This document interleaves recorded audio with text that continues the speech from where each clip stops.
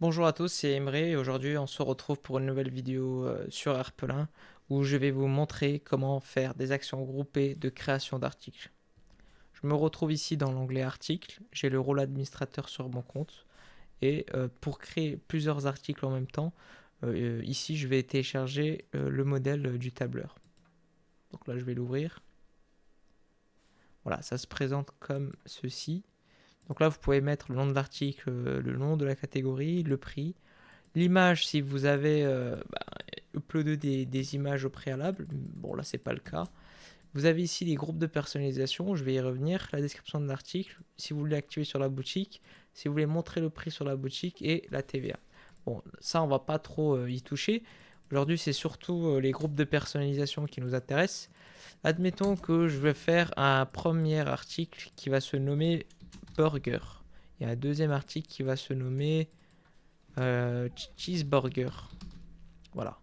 Donc les deux seront dans la catégorie burger. Voilà, donc là, je peux dupliquer. L'un sera à 8 euros, tandis que l'autre sera à 8,50. Maintenant, je vais créer un groupe de personnalisation qui sera le même pour ces deux burgers. Donc, ici, je vais donc créer un groupe de personnalisation. Je vais leur donner un nom. Donc là, en l'occurrence, c'est des burgers, donc je peux l'appeler Compo Burger. Je vais créer une personnalisation, nouvelle catégorie. Dans la catégorie, je vais nommer composition. En gros, dans la fiche de l'article, le nom du premier menu il y aura écrit composition. Nombre de cases minimum à cocher dans la catégorie, pas de case obligatoire 0, 0. Donc ce sera une case à cocher en choix multiple. Là, je vais le nommer, je sais pas moi, salade. Prix, je vais mettre 0 parce qu'il sera inclus dans le burger. Sélectionné par défaut, oui, pourquoi pas. Par défaut, il y a de la salade dans un burger. Ici, je mets non, j'active sur la boutique. Voilà.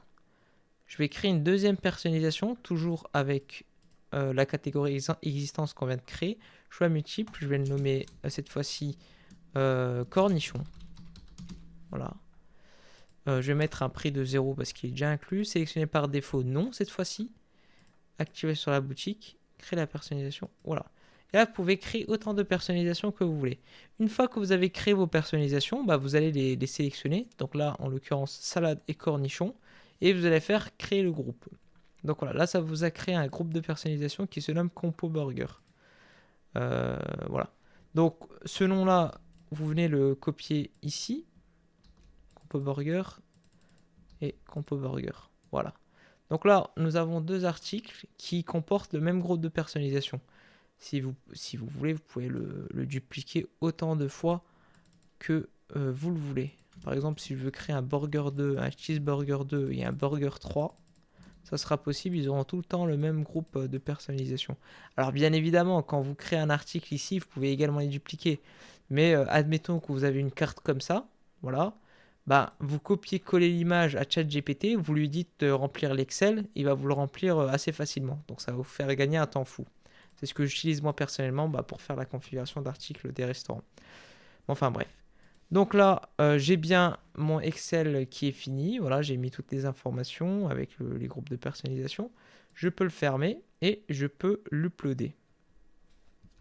Donc là, j'ai chargé le fichier Excel, je fais importer, et là, il y aura écrit importation terminée avec succès. Voilà, je retourne en arrière, et là, vous allez voir que déjà, ça nous a créé la catégorie d'articles burger, et ça nous a fait voilà, les listes, une liste d'articles avec les prix et les personnalisations en fait qu'on avait mis salade cornichon pour tous les burgers tout simplement.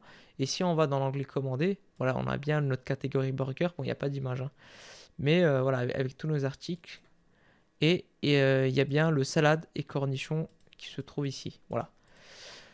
Voilà, c'était une petite vidéo pour vous montrer comment apporter un Excel sur le logiciel Harpelin. N'hésitez pas à liker si ça vous a plu et puis à vous abonner pour voir d'autres tutoriels consacrés à Harpelin sur cette chaîne.